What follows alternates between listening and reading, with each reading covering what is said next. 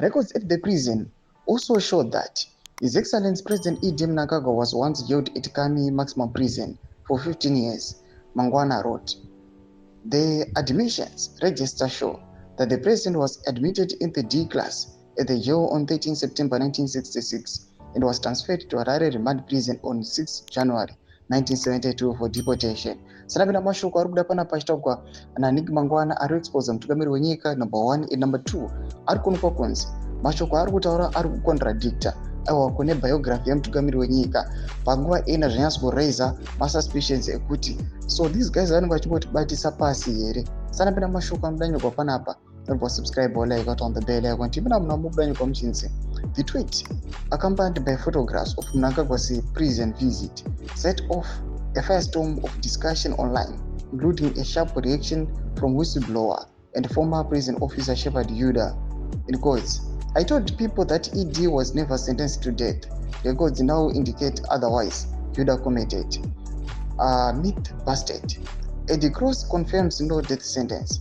This public contradiction comes just a few years after Mnangagwa's authorized biographer, economist Eddie Cross revealed in his 2021 book that the president was not sentenced to death in 1965, and crucially, that his crime was not even serious enough to warrant such punishment.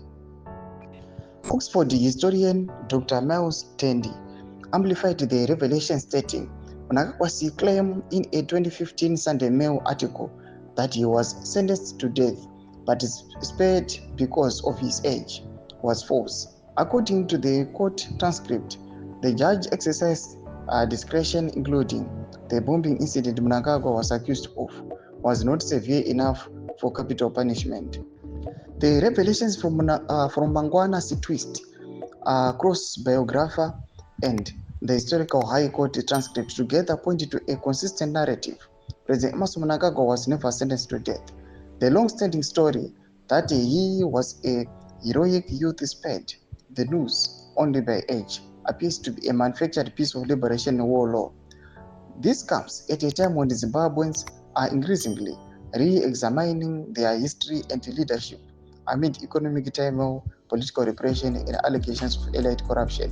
The implications are profound. If Mnangagwa's foundational liberation credentials are exaggerated, what else in Zimbabwe's official liberation war mythology deserves scrutiny?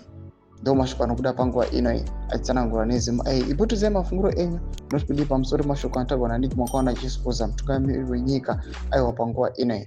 Don't subscribe or like out on the bell icon.